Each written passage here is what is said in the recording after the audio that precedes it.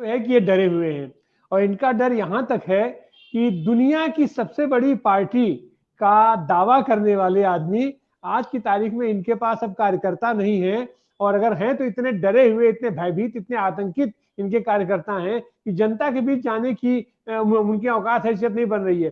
शायद यही कारण है कि ये विकसित भारत संकल्प यात्रा एक ही निकाल रहे हैं, और उसमें सरकारी अधिकारियों का रथ संचालन करवा रहे हैं, रथ पर, और उनके रथ का नेतृत्व ये लोग 2,70,000 ये पंचायत क्षेत्रों में इनका निकलेगा, और उसके प्रभारी बनाए जाएंगे संयुक्त सचिव और उप सचिव स्तर के लोग उसके प्रभारी बनाए जा रहे हैं। माने अब इनकी जवाबदेही, अपनी जवाबदेही से ये कतरा रहे हैं। इनकी जवाबदेही देने के लिए इनके पार्टी का कोई नेता, इनके पार्टी का कोई कार्यकर्ता नहीं जाएगा।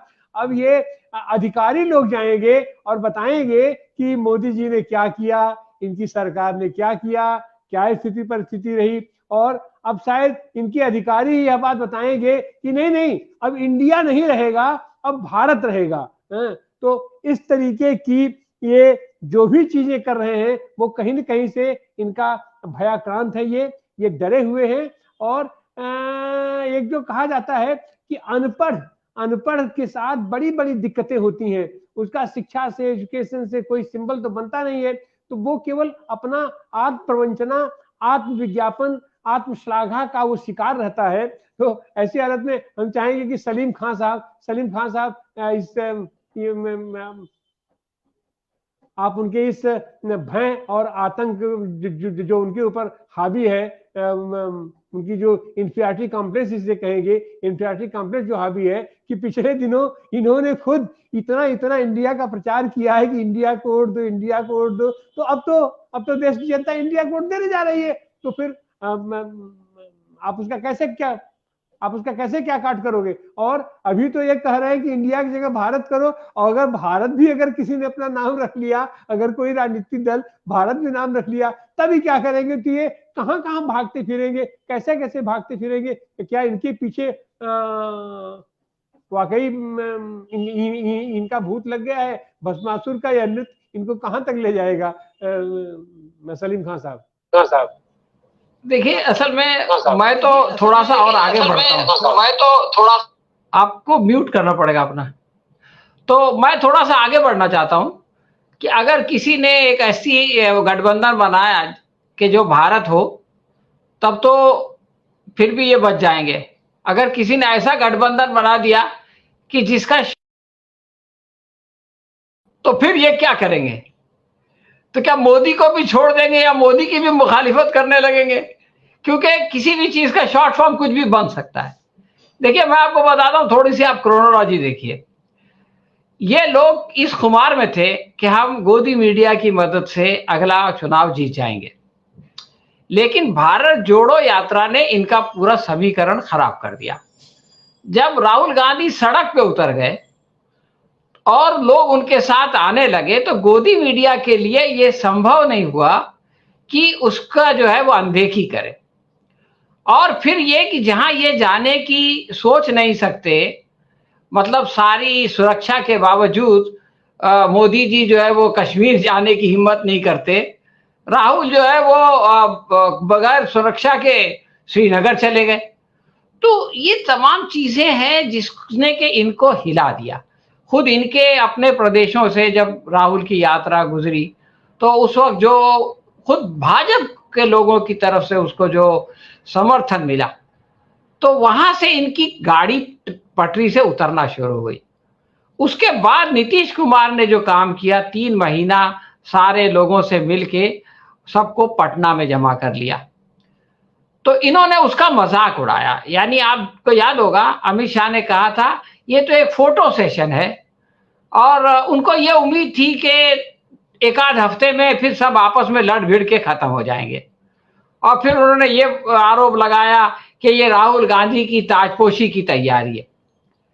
लेकिन जब बेंगलुरु में दोबारा सब जमा हो गए और कुछ पार्टियां बढ़ गई, तो इनकी चिंता शुरू हुई। और इन्होंने क्या किया कि उसी तारीख को, जिस तारीख को बेंगलुरु में ये गठबंधन का वो हो रहा था, उस वक्त तक इंडिया का नाम नहीं रखा गया था, उसी तारीख को दिल्ली में एनडीए का रख दिया। और यह हुआ कि एनडीए का जो शो था वो सुपर फ्लॉप हो गया, इसलिए कि उसमें मोदी ही मोदी थे, कोई और तो दिखता नहीं था। तो फिर इनको दूसरा झटका लगा, और जब वो खत्म हुआ बेंगलुरु में उनका, तो उन्होंने एक नया नाम, वो लोग, ममता बताती हैं कि राहुल ने प्रपोज कर दिया। वो लंबा चौड़ा नाम है और उसका शॉर्ट फॉर्म इंडिया बनता है। तो जब वो इंडिया का प्रपोजल आया तो ये बहुत बौखलाए और इन्होंने साहब शोर मचाना शुरू कर दिया और ये कहना शुरू कर दिया कि भारत होगा वगैरह वगैरह।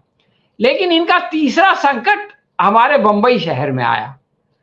बंबई में यह हुआ कि जब तीसरा इंडिया का, बाकायदा इंडिया के नाम से ये सम्मेलन बुलाया गया था, पहले वाला इंडिया के नाम से नहीं बुलाया गया था, तो एक तरफ तो वो सम्मेलन हुआ, उसमें सारे पक्ष आ गए, और दूसरा ये हुआ कि उसी समय अडानी का एक बहुत बड़ा घोटाला न्यूयॉर्क टाइम्स में आ गया। तो इनको डबल मार पड़ गई, एक तरफ इंडिया गठबंधन और दूसरी तरफ अडानी का घोटाला। तब जाके इन्होंने फिर इंडिया को, हम जो है वो, उन्होंने कहा कि साहब हम संसद का एक विशेष सदन बुलाएंगे, और इनके गोदी मीडिया ने चिल्लाना शुरू कर दिया कि इस सदन में जो है वो भारत का, इंडिया का नाम बदल के भारत आएगा और ये संशोधन किया जाएगा। और उसी जमाने में G20 का जो आमंत्रण पत्र था, जो अध्यक्ष की तरफ से, मतलब राष्ट्र अध्यक्ष की तरफ से था, राष्ट्रपति की तरफ से था, उसमें इन्होंने प्रेसिडेंट ऑफ भारत लिख दिया।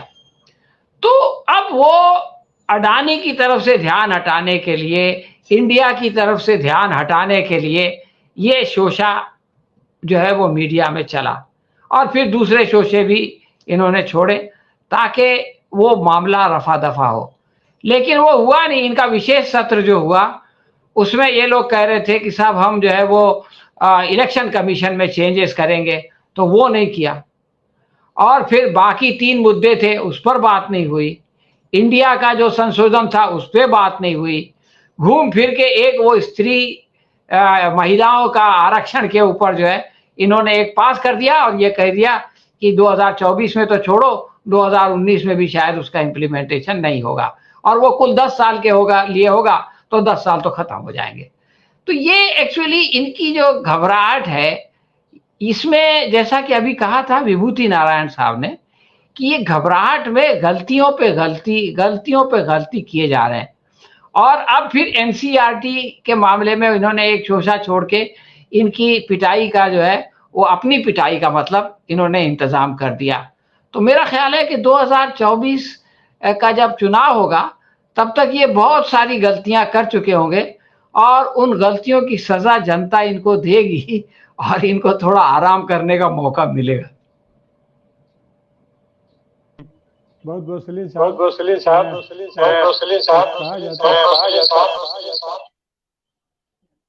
जी।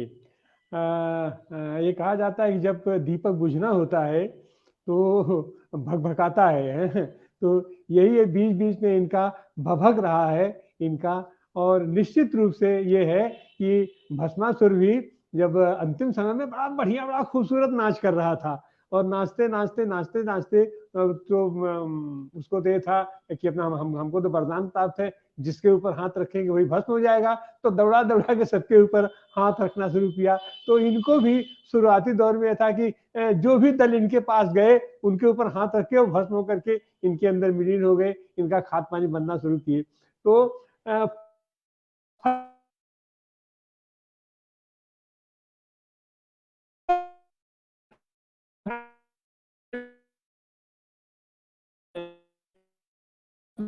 लेकिन अब वही हुआ कि ये इतना मदमस्त हो गए कि अंत में इनको अपने ही कार्यकर्ताओं को फेस नहीं कर पाए ये, और वहां से भाग आए। और यहाँ से आकर के दिल्ली में आते ही आनंद फानंद में इन्होंने किया, मैं जान बचा करके भाग आया, मेरी जान बच गई। आप कह दीजिएगा उसे, अमरिंदर जी से, कि भाई हम वहां से बच के चले आए, आपके यहाँ से आपकी साजिश फेल हुई। तो यह भस्मासुर का नृत्य हो रहा है, और यह भस्मासुर निहायत अनपढ़। तो भस्मासुर तो अपना पता नहीं उसको कितना ज्ञान था, कितना क्या था, कम से कम उसने तपस्या तो की थी। और उस तपस्या के बल पे शिव को प्रसन्न किया और किया। लेकिन यह तो झूठ बोल करके बाबा भोलेनाथ का आशीर्वाद लिए गंगा का माँ बन गए और क्या क्या करके अपने बनारस में आ गए, और बनारस के लोगों ने भी इनको अपना भरपूर प्यार दिया, इनको जितवा करके एक ही बार नहीं दूसरी बार भी नहीं जिता करके भेज दिया।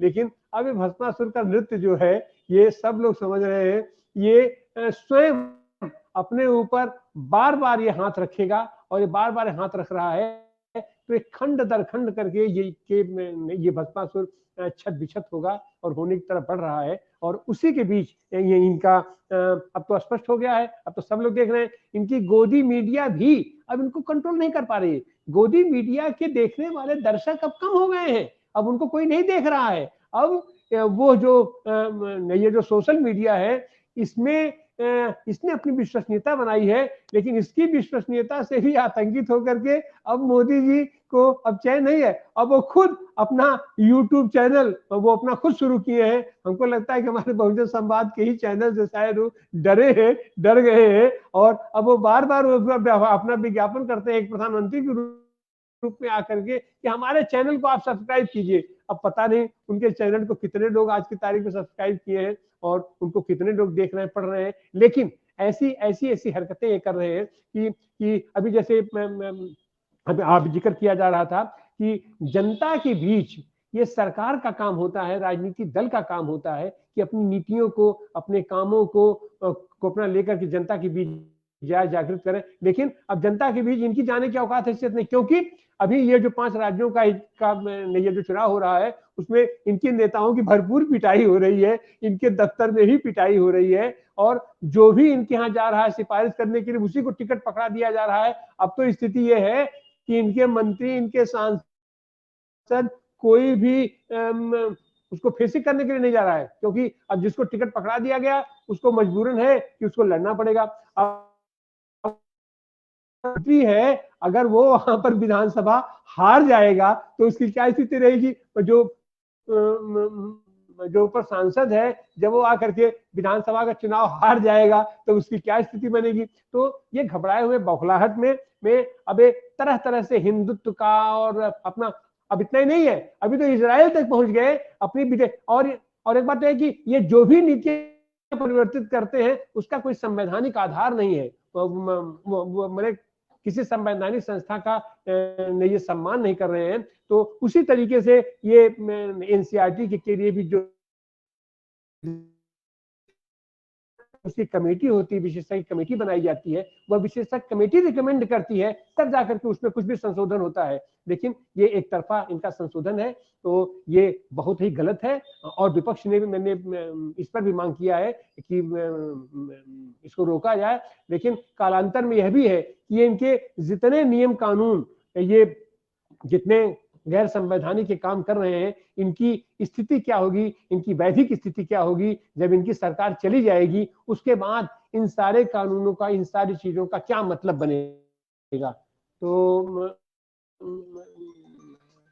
ये आज के दिन आप सारे लोग हमारे साथ जुड़े, विभूत नारायण राय जी, सलीम खान साहब, नागेश चौधरी जी, चतुरानंद ओझा जी, राम स्वरूप मंत्री जी, आप सारे साथियों का बहुत बहुत धन्यवाद, बहुत बहुत आभार। कल हम लोग फिर